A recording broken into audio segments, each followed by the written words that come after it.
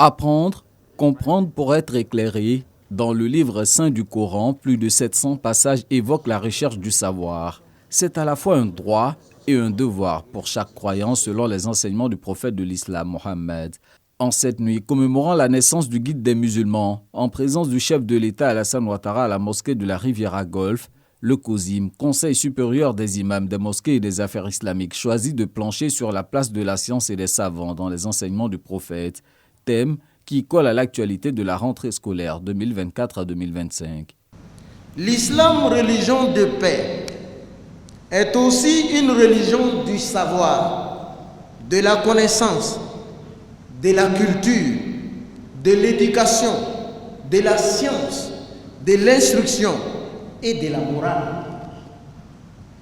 L'islam a rendu obligatoire la recherche de la connaissance pour tous les croyants et croyantes. Pour tous les croyants et croyantes. Sans connaissance, il n'est pas possible. Il n'est pas possible de comprendre et de pratiquer convenablement notre religion. Sans science, ce n'est pas possible. Connaître pour mieux adorer et servir la société, cette vision du COSIM, soutenue par le gouvernement, explique le boom que connaît l'enseignement confessionnel islamique en Côte d'Ivoire depuis 2011. Plus de 1200 établissements reconnus à ce jour par l'État accueillent plus d'1 million d'écoliers qui apprennent à la fois l'enseignement classique et le dogme islamique, mais il reste encore du chemin à parcourir, selon le président du COSIM. Un appel aux parents d'élèves. Dieu vous interrogera le jour de la résurrection de ce que vous avez fait des dépôts qu'il vous a donnés. Les enfants que Dieu nous donne sont des dépôts. Ce n'est pas normal qu'on soit membre de la communauté du messager d'Allah Muhammad sallallahu alayhi wa sallam et que vous soyez une communauté dans laquelle on trouve le plus grand nombre d'illettrés. C'est ça qui est notre plaie. Que ceux qui entendent comprennent que notre religion de l'islam n'est pas la religion de l'ignorance. Mettez donc les enfants à l'école. Mettez les enfants, les filles, les garçons à l'école. Investissez dans l'éducation des enfants. Cet appel à la scolarisation est compatible à la politique de l'école obligatoire menée par le gouvernement.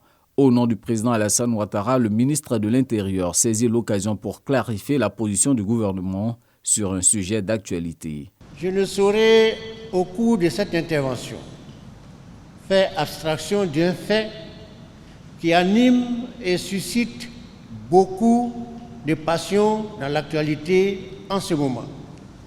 Ce phénomène dit des woubi, c'est-à-dire des homosexuels et autres transgenres.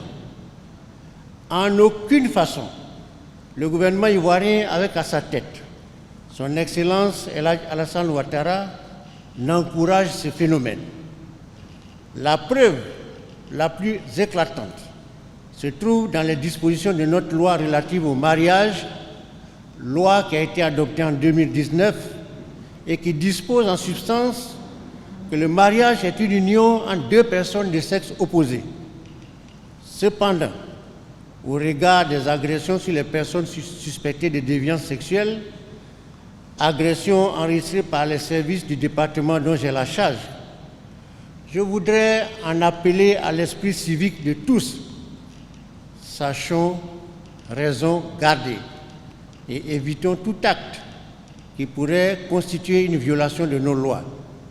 C'est dans cette optique que je voudrais espérer que l'implication sans concession de nos ministres des cultes en appui aux actions menées par les services publics aidera à ramener les uns et les autres à la raison et permettre à notre pays de continuer sa marche vers des lendemains davantage glorieux.